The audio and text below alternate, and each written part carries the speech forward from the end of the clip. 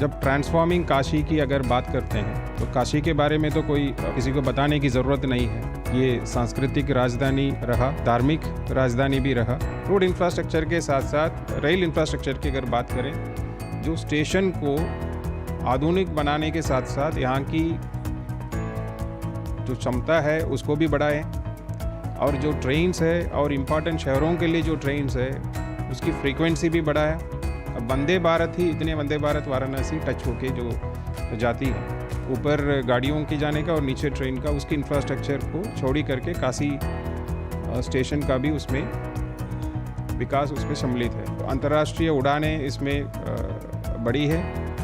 Traffic के साथ साथ वहाँ एयरपोर्ट का तत्कालीन तो विस्तारीकरण हुआ था, अब वर्तमान समय उसको और विस्तारीकरण उसमें काम चल रही है, उसकी शिलान्यास भी हो चुकी है, नए टर्मिनल बिल्डिंग भी आ रही हैं और रनवे भी उसको बढ़ाया जा रहा है। और ये किसी भी इंटरनेशनल एयरपोर्ट से कम नहीं होगी। ये लगभग 11.5 लाख लोगों का हम आयुष्मान कार्ड दिए हुए हैं, जो 5 लाख तक का मुफ्त इलाज वो पाते हैं। तो इस तरह की काफ़ी चीज़ें हुआ है। मैं टाइम शॉर्टेज के कारण अपनी बात को यहीं विराम देता हूँ। कार्यक्रम को आगे बढ़ाते हैं और अपने अपने क्षेत्र में उत्कृष्ट काम करने वालों को सम्मानित किया जाएगा। हर्षा सर, आप भी आइए मंच पर।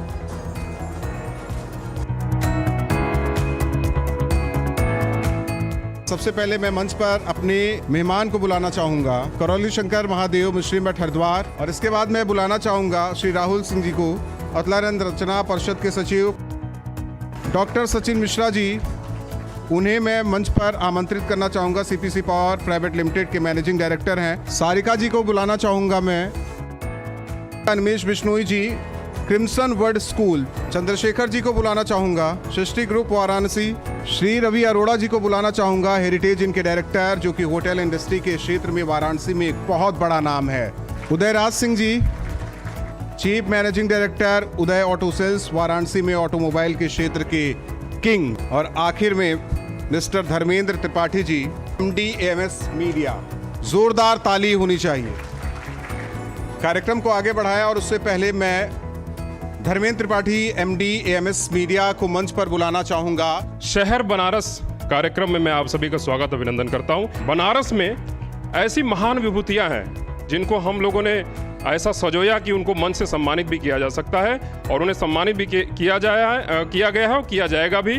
तो इसी सब को जोड़कर हम लोगों ने ये सोचा कि कुछ ऐसा प्रोग्राम कर लेते हैं। तो न्यूज़ नेशन जो अब तक का सबसे बड़ा न्यूज़ नेटवर्क है, एक जोरदार तालियां न्यूज़ नेशन के लिए कि ऐसे एक सामाजिक कार्यों के बीच में अपनी महती उपस्थिति रखा।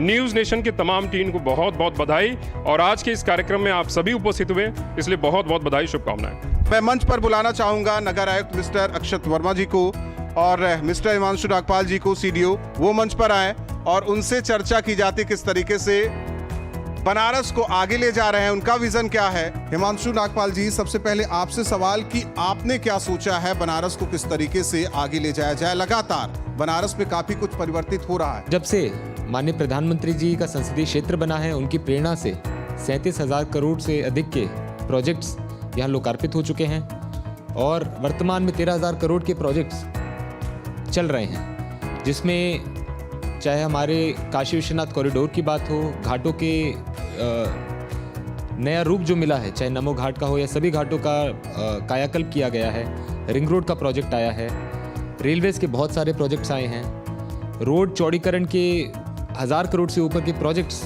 जो शहर के मेन 4 रोड्स हैं उनके वर्तमान में चल रहे हैं, एयरपोर्ट का विस्तारीकरण चल रहा है, पूर्वांचल का प्रथम स्टेडियम आने वाला है। तो फिजिकल इंफ्रास्ट्रक्चर के रूप में तो काशी का बहुत विकास हुआ है और अभी हो रहा है, और आगे कई और प्रोजेक्ट्स पाइपलाइन में हैं। अक्षत जी, आपसे सवाल है कि क्लीन वाराणसी और ग्रीन वाराणसी, हरा भरा भी रहे और साफ सुथरा भी रहे, और इसके अलावा सबसे बड़ा, जब देखिए आबादी भी बढ़ती है, वाराणसी की आबादी भी बढ़ रही है, सबसे कूड़ा निस्तारण सबसे बड़ी समस्या है।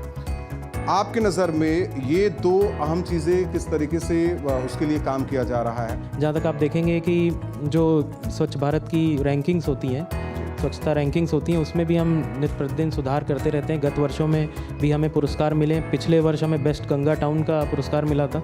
तो कहीं ना कहीं यहाँ सफाई का इंफ्रास्ट्रक्चर जो वर्ष दर वर्ष इम्प्रूव हुआ है, उसी के कारण ऐसा हुआ है। अभी जो वर्तमान में हम लोग जैसे कुछ जो स्टेप्स ले रहे हैं वो मैं हाईलाइट यहाँ करना चाहूँगा। जैसे कि आप देखते होंगे कि कूड़ा घर जो है शहर में बहुत जगह पे थे, बहुत बड़े बड़े कमरे टाइप के बने हुए हैं, उन पे हमने बाहर पेंटिंग्स तो कर रखी थी, अंदर उनमें कूड़ा भरा रहता था और वहाँ से फिर वो ट्रांसफ़र होते थे बहुत सी जो हमारा प्रोसेसिंग प्लांट है करसड़ा में, वहाँ उसको ले जाया जाता था। तो वो व्यवस्था हम लोग धीरे धीरे बंद कर रहे हैं। हमने G20 के टाइम पे नगर निगम की टीम ने जो है 7 ऐसे कूड़ा घर थे जिनको हमेशा के लिए बंद कर दिया, विलोपित कर दिया। साथ ही साथ घाट पे जो आप देखते होंगे, घाट की सफाई के लिए हमने रेगुलर 500 सफाई कर्मी अलग से उनको डिप्लॉय कर रखा है। इसमें और इजाफा किया जा रहा है, कुंभ के दृष्टिगत भी लगभग 250 लोग और उसमें बढ़ाए जा रहे हैं। तो वहाँ एक रोबस्ट मैकेनिज्म हम डेवलप कर रहे हैं कि भाई घाट पे कभी भी कोई गंदगी या कूड़ा इस तरह की स्थिति ना दिखे, क्योंकि देश विदेश से सैलानी भी यहाँ आते रहते हैं। तो तालियां नहीं रुकनी चाहिए, तालियों में कमी है। आप लोग यूथ हैं और आप देख सकते हैं किस तरीके से हमारे अधिकारी युवा उन्होंने बनारस के बारे में विस्तार से चर्चा की।